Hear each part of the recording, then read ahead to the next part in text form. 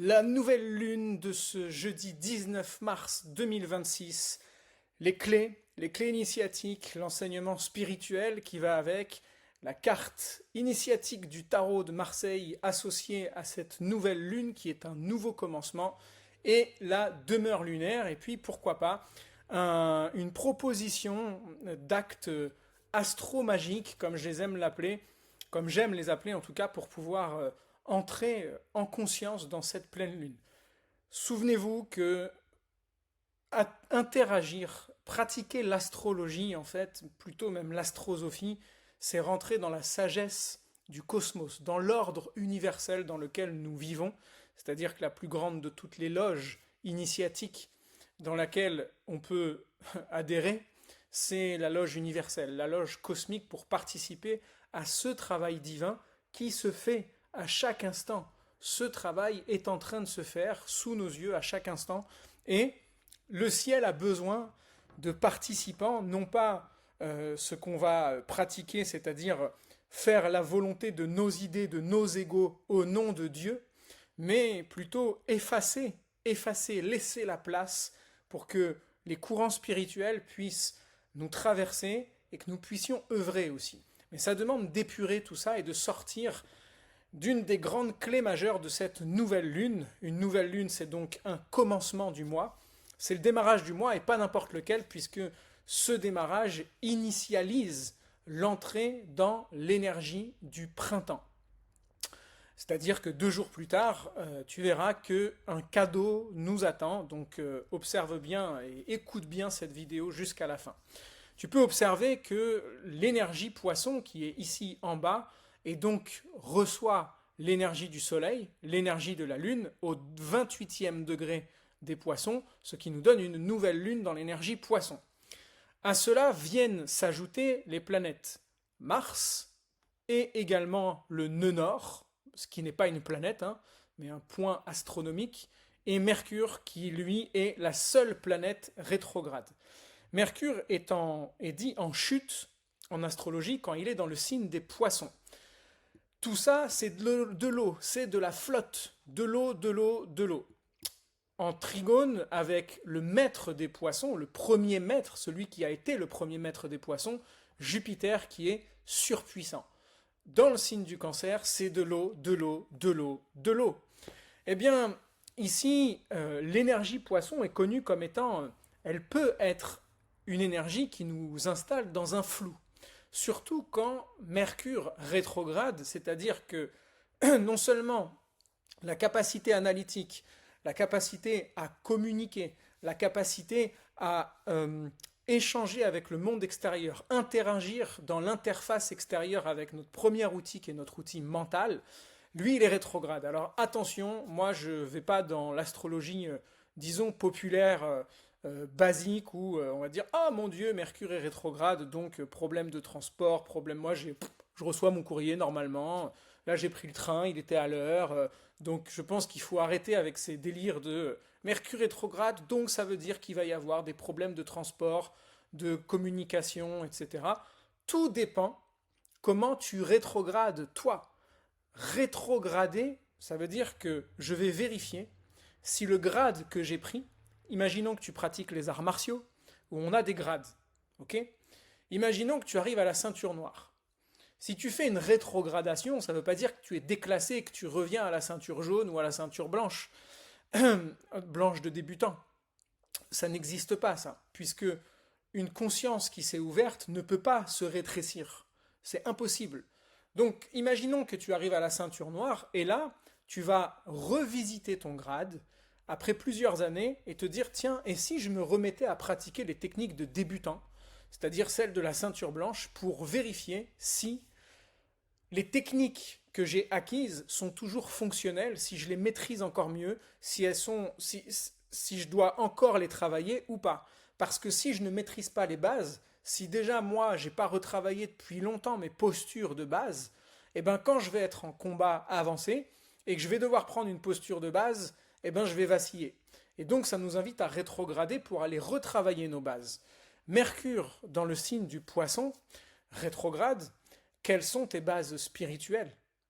est-ce que tu as rétrogradé là-dessus dans ta vie? C'est-à-dire, est-ce que tu es revenu en introspection pour communiquer dans ton monde intérieur et observer si tu disposes de bases initiatico-spirituelles qui te permettent de faire face à la vie d'une façon initiatique, c'est-à-dire d'une façon consciente.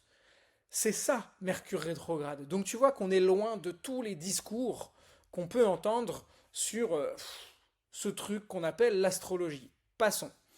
Ici, comme Mercure rétrograde en plus dans un signe dans lequel il est en chute, c'est-à-dire le pire signe dans lequel il puisse être, on est vraiment invité à aller chercher cette énergie, faire un travail dessus.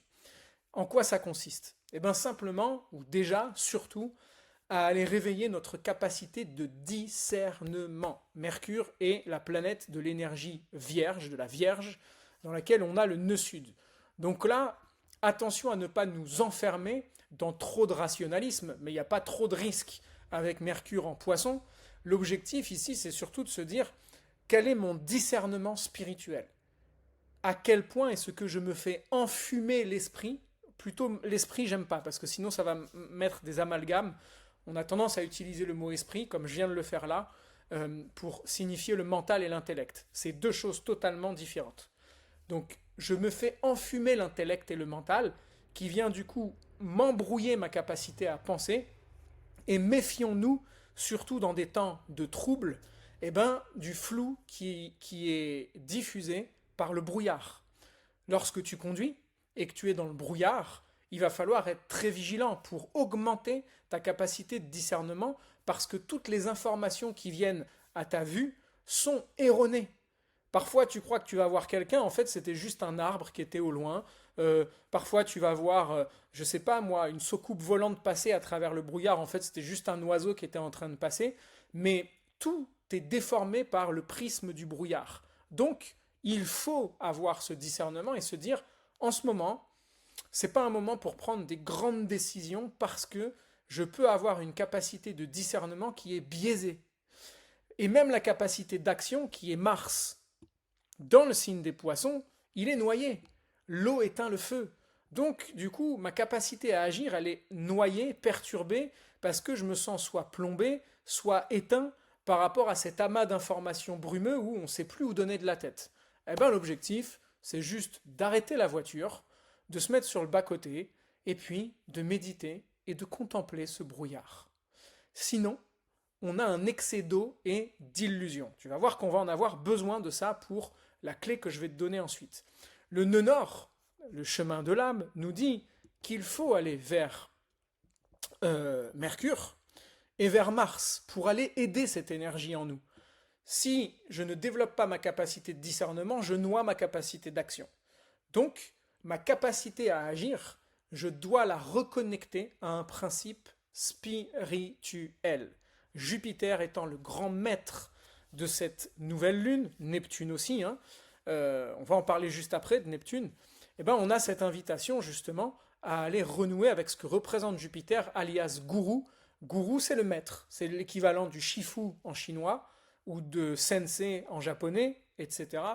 C'est le maître, c'est l'enseignant, c'est donc celui qui a acquis une expertise et on a là la possibilité, si on arrête d'être noyé et à essayer de trouver de trouver des vérités toutes faites à travers ce brouillard, ça ne sert à rien. Par contre, pour pas tomber dans cette illusion à laquelle peut nous pousser l'énergie poisson, on peut juste calmer le jeu et faire appel à une énergie plus grande que nous. C'est justement dans ces moments-là qu'on est en train de traverser, qu'on est appelé à opérer une version un peu aïkido, arts martiaux. Vous voyez, je vous reçois dans mon dojo là, d'arts martiaux. L'adversaire, plutôt que de lutter contre, plutôt que de me démener dans tous les sens et de courir partout, et si justement l'univers, la divine providence, nous envoyait exactement tout ce qu'on est en train de vivre pour que justement des plans se mettent en œuvre et que l'installation du royaume des cieux sur cette terre puisse opérer, puisse se mettre en œuvre. Mais pour que le royaume des cieux se fasse, il faut arrêter d'attendre qu'il y ait une divine providence qui intervienne juste pour nos beaux yeux.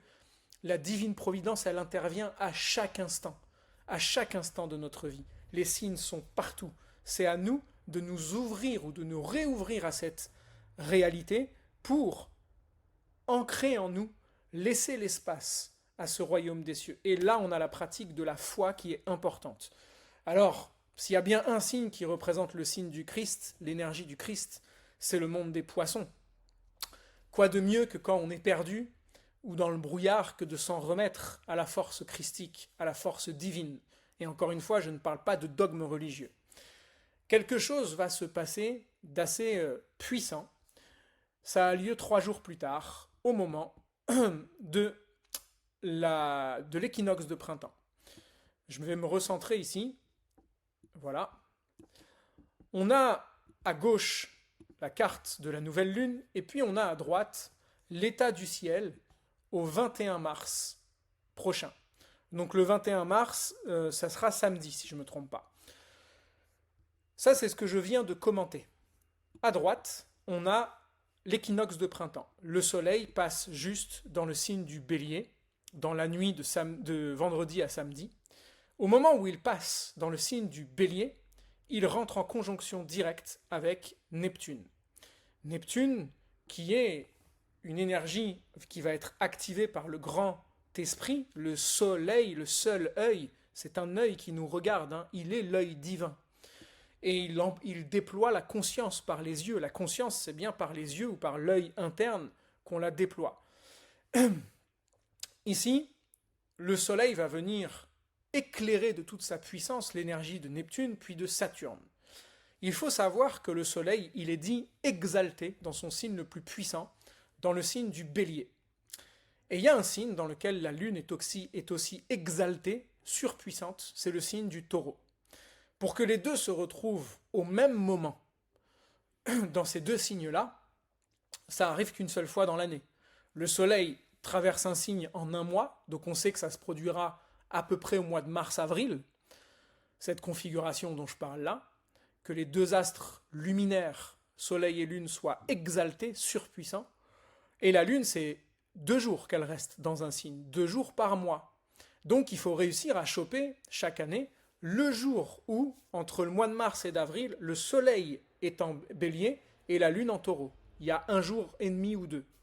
Eh bien, il se trouve que phénomène exceptionnel, pour ce 21 mars, exactement à l'entrée de l'équinoxe de printemps, le soleil sera dans le signe du taureau, du bélier, et la lune dans le signe du taureau. C'est un équinoxe de printemps ultra fertile, exceptionnel, sur le plan terrestre, mais surtout sur le plan spirituel. Quelles sont les graines que tu vas planter? Quels vont être les semis que tu vas faire? Et le soleil qui entre en lien avec Neptune, c'est soit les semis que tu fais sont des semis d'illusion, et de te laisser berner par l'illusion vers laquelle la loi générale t'a installé, c'est-à-dire les enjeux sociétaux qu'on connaît, la vie où on court derrière l'illusion de la matière en permanence en étant déconnecté du lien divin, du fil d'or de lumière. Et bien ici, l'invitation c'est d'aller planter des graines christiques dans le terreau fertile de cette lune en énergie taureau. Et ça tombe bien parce que la carte de tarot de cette nouvelle lune, c'est la numéro 5, c'est le pape. On voit que le pape nous donne une direction. D'un côté, il est assis sur son trône, on voit qu'il est grand, il est vaste. Le pape est la figure représentative du divin sur terre. On y adhère, on n'y adhère pas, peu importe. On le reconnaît, on ne le reconnaît pas, peu importe. C'est l'archétype qu'il représente. Il détient, le pape, les clés du pouvoir temporel, à savoir politique, et du pouvoir vertical, intemporel, qui est le pouvoir divin. Donc il est censé être un instructeur, celui qui canalise les forces divines en tant qu'intermédiaire pour pouvoir guider le peuple. Dans cette ère du Verseau dans laquelle on rentre, on est invité à ne plus avoir d'intermédiaire.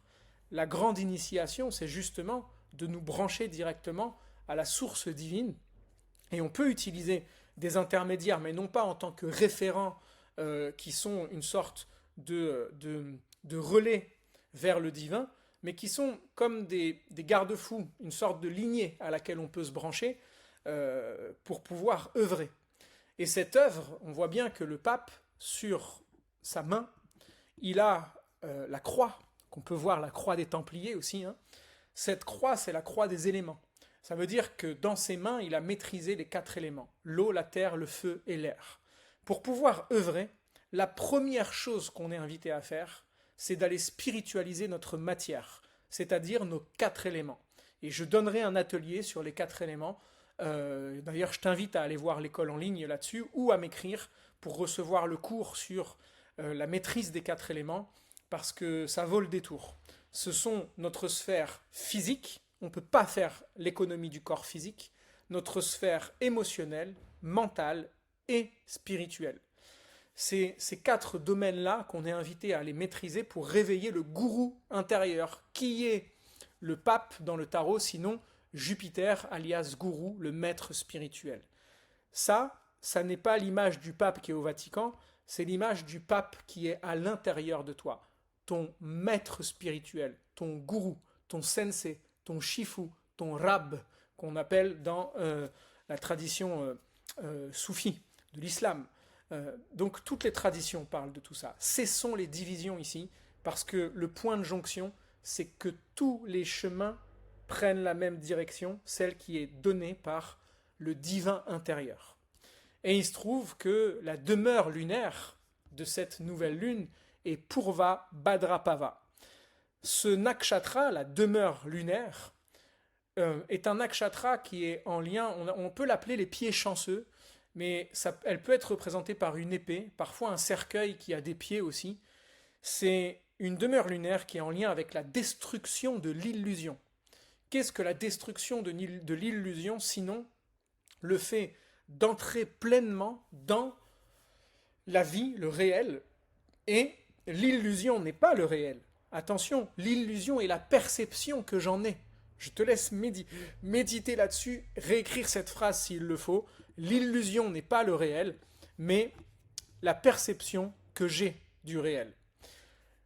Cette demeure lunaire va permettre, on peut demander, puisque demandez et vous recevrez, je t'invite à demander à ce que toutes les illusions qui t'empêchent de t'éveiller à ton divin intérieur, à ton gourou intérieur, à ton maître intérieur, de se dissiper, d'être dissous.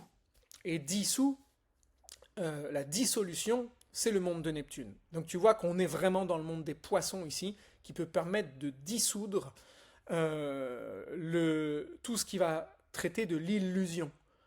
Tout ce vers quoi je cours et qui est voué à mourir de toute façon, s'il y a bien une seule chose qui ne mourra jamais pour toute éternité, c'est ta reconnexion divine, c'est la connaissance que tu donnes à ton âme, la gnose, la connaissance véritable de ton expérience que tu fais intérieurement du divin à travers la révélation écrite que sont les textes sacrés, pourquoi pas, si c'est un chemin qui t'appelle, ou la révélation naturelle qu'est la vie elle-même, les étoiles, la nature. Si tu pénètres la réalité avec cette pleine conscience, tu vas pouvoir dissoudre alchimiquement, transformer le plomb de ta vie en or. Et pour ça, ça demande un travail de conscience. Voilà pour cette nouvelle lune. Ce que je t'invite à faire rituellement. La nouvelle lune a lieu ce jeudi à 2h23 du matin. Donc ça veut dire que c'est dans la nuit de mercredi à jeudi que ça se joue. Je t'invite mercredi soir et si tu regardes cette vidéo après, c'est pas grave, parce que je ne crois pas en l'espace-temps en tant que réalité tangible, mais tu peux te reconnecter dans ce portail, simplement avec ta conscience, dire je rentre dans ce portail et je vais faire ma demande. Donc tu rétrogrades vibratoirement.